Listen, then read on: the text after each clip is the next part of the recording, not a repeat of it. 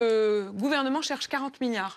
40 milliards d'euros pour le prochain budget. Eh bien, le jeune homme qui rentre dans ce studio sait où les trouver, ou en trouver en tout cas 20 milliards. Bonjour, Gabriel Zucman, soyez le bienvenu. Vous êtes directeur de l'Observatoire européen de la fiscalité, vous êtes professeur à l'École d'économie de Paris, vous êtes également passé par Berkeley et vous êtes l'auteur désormais de ce que l'on appelle la taxe Zucman.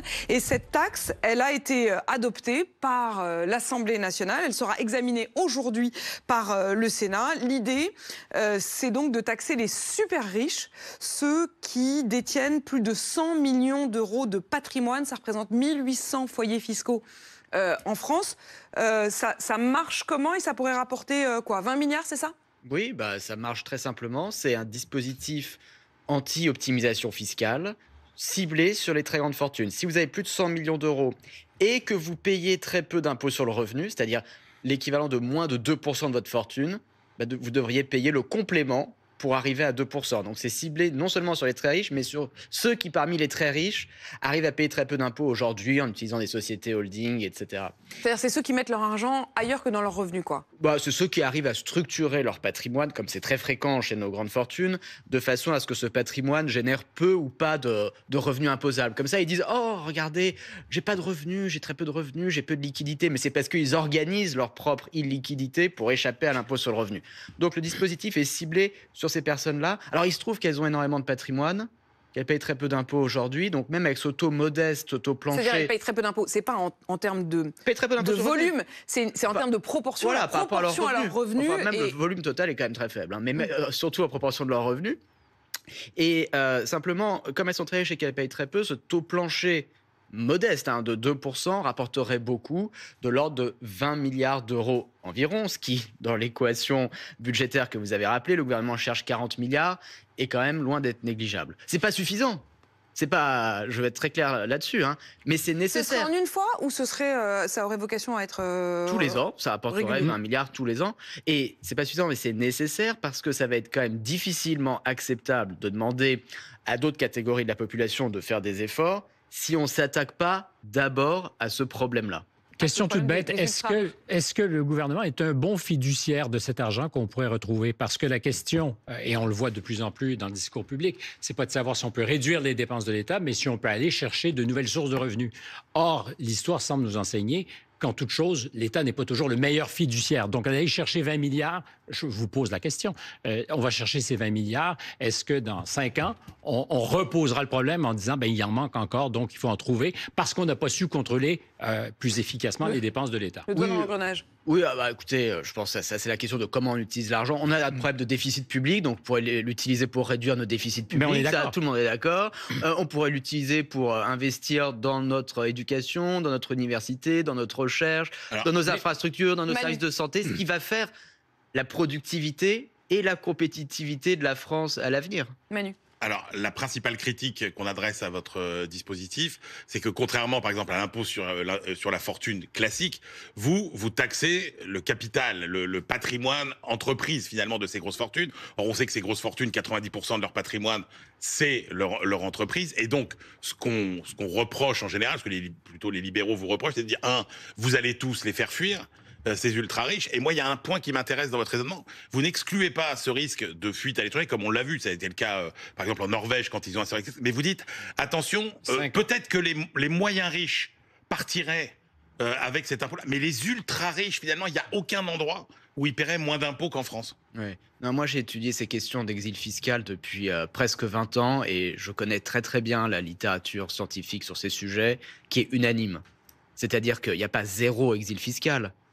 Mais l'exil fiscal, il est rare. Il est quantitativement très faible. On parle de taux de 2%. Il est mesurable. Oui, il est mesurable. Et c'est bien, bien ce que les gens ont fait en Norvège, en Suède, au Danemark, au Royaume-Uni, même en France. Même il y a un rapport de France Stratégie qui a fait l'évaluation de la réforme de la fiscalité du capital. Est-ce qu'il y a beaucoup de gens qui sont revenus après l'abolition de l'ISF et son remplacement par l'IFI? Très peu. On parle de flux microscopiques. Et c'est la conclusion unanime de tout. C'est la conclusion unanime de toutes les études. Donc après, on peut inventer des chiffres et des études. C'est pas microscopique, c'est-à-dire qu'on parle de flux de quelques centaines de personnes sur il y avait Non, mais 350 ouais, mais 000 sur contribuables à 1800. l'ISF. Non mais Gabriel Zucman, on peut le donner le chiffre. Je vais vous donner le pas. chiffre. Je vais C'est vous donner le 0, chiffre. au moment de François Hollande, puisque tu cites cette période-là, il y a eu de l'exil fiscal. 0,2% de ceux qui payaient l'ISF sont partis. Très bien. Ce sont des tout petits 0,2%. flux, Donc quelques cet centaines argument de personnes de l'exil sur des fiscal, en centaines de milliers de réalité, il contribuables. n'est qu'idéologique. Il n'est qu'idéologique. Merci. C'est pas vrai. Les chiffres Mais non. prouvent le Pauvre contraire. Manu. Quand Là, t'as vous mis- êtes Mais complètement c'est pris en sandwich. c'est la Ah, je réalité. suis désolé. Non, mais Alors, c'est pas, je c'est peux pas- vous citer on peut une dire que c'est étude. infinité d'images. Juste Et quand une vous avez, étude. non, je termine. Quand vous avez, quand les chiffres de Bercy, c'est de vous dire qu'il y a à peu près 1200 personnes qui partaient par an après 2014 et que vous en aviez que 500 avant, c'est 700 personnes qui partent. C'est des gens qui créent de l'emploi, de la richesse et tout. Et il y a des pertes en ligne liées qui à payent ça. des impôts. On Donc, peut il faut- pas nier que ça existe. Après, Alors, c'est Combien ça coûte Mais voilà, c'est ces ça. départs de quelques centaines de personnes. Donc, la meilleure étude qui existe sur ces sujets, c'est une étude qui a été menée par Camille Landais, qui jusqu'à très récemment était président délégué du Conseil d'analyse économique, et ses collègues. Alors, en l'occurrence, c'est sur des données de pays scandinaves qui ont eu un impôt sur la fortune pendant longtemps, beaucoup de réformes. Ils ont trouvé que l'exil fiscal, combien ça avait coûté à ces pays, une baisse de l'emploi total de 0,05%. Et une baisse de l'investissement total de 0,07%. C'est l'étude la plus sérieuse qui existe sur ces sujets et c'est ça leur conclusion quantitative. Infinitésimale, donc. La réponse à l'exil fiscal. L'autre chose que je veux mentionner, c'est que dans la proposition de loi qui est examinée aujourd'hui par le Sénat, il y a un dispositif innovant qu'on pourrait qualifier de bouclier anti-exil, qui consiste à dire que les contribuables redevables de cet impôt et qui choisiraient de s'exiler resteraient redevables du taux plancher de 2% 5 ans après leur départ. Aux Ça, c'est de États-Unis, nature à encore C'est plus le cas réduire aux États-Unis. le risque Aux d'exil. États-Unis, Parce que c'est ils 10 n'ont ans. pas exactement ça. C'est 10 ans. Voilà, c'est 10 ans. C'est-à-dire Non, qu'aux aux États-Unis, États-Unis, c'est jusqu'au restant de leur jour. C'est plus aux extrême. États-Unis, vous êtes citoyen, vous payez des impôts. Mais Quoi jusqu'au qu'il arrive, restant ou de alors vos- vous jusqu'au- renoncez à votre jusqu'au citoyenneté. restant de vos jours, Ou alors que vous là, on renoncez- dit pendant 5 ans. On pourrait aller plus loin, on pourrait dire 7 ans, 10 ans, 15 ans, sans aller jusqu'à l'extrême. Gabriel Zucman, cette taxe, elle changerait donc les choses pour ces 1800 foyers fiscaux dont vous parlez.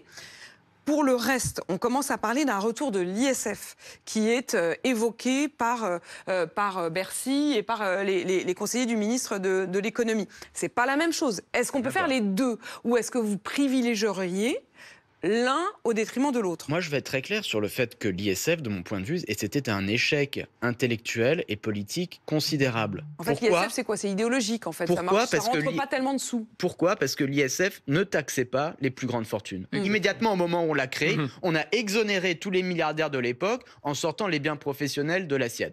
Donc, en Là, fait, on a taxé les moyennes Voilà, fortunes. donc quoi. là, le dispositif, et ça qui fait tout son intérêt, qui est discuté au Parlement, il tire les leçons de l'échec de l'ISF et il en prend le contre-pied. Au lieu de commencer à 1 million d'euros comme le faisait l'ISF, il commence à 100 millions. C'est pas 350 000 personnes concernées comme l'ISF, c'est à peu près 1800 Mais foyers sauf qu'il fiscaux. rapporte plus Mais sur moins de ces monde. 1800 seraient vraiment taxé. Il est très centré, il est uniquement sur les ultra-riches. Et comme ils ont énormément de patrimoine, ils rapporteraient beaucoup plus. 20 milliards quand l'ISF rapportait 4-5 Avec la milliards. question aussi, quand même, de la liquidité. C'est-à-dire que parmi ceux que votre taxe taxerait, il y a des propriétaires de très grosses entreprises, en effet, mais qui n'ont pas forcément... Il y a la valeur de l'entreprise, ça ne veut pas dire que c'est de l'argent qui est sur leur compte. Comment on fait face à cette difficulté-là? Alors, en moyenne, le patrimoine des personnes concernées a un rendement de 5 à 6% par an, nettement supérieur aux 2%. La grande majorité C'est-à-dire qu'ils des sont non seulement contribuables... ultra riches, mais qu'ils le sont chaque année Ils ont du davantage revenu. sans avoir à rien faire. Évidemment, c'est comme ça qu'ils sont très riches. Et la grande majorité des contribuables concernés ont un rendement nettement supérieur à 2%. Alors maintenant, il y a quelques cas rares, c'est l'exception, mais elle peut exister, de personnes très riches qui, une année donnée, n'ont pas de revenus. L'exemple le plus important, c'est le cas des licornes, très valorisés par le marché boursier, mais qui ne font pas encore de bénéfices. Dans ce cas-là, deux solutions. D'abord, on peut proposer, et c'est le cas dans la proposition de loi, l'étalement des paiements. On sait faire, on a un impôt sur les successions au taux de 45%. Ça pose des problèmes de liquidité. On laisse les contribuables payer sur plusieurs années. Le temps qu'ils vendent, Le les temps biens, qu'ils retrouvent des liquidités. Donc, ce qu'on sait faire pour 45%, on pourrait faire pour 2%.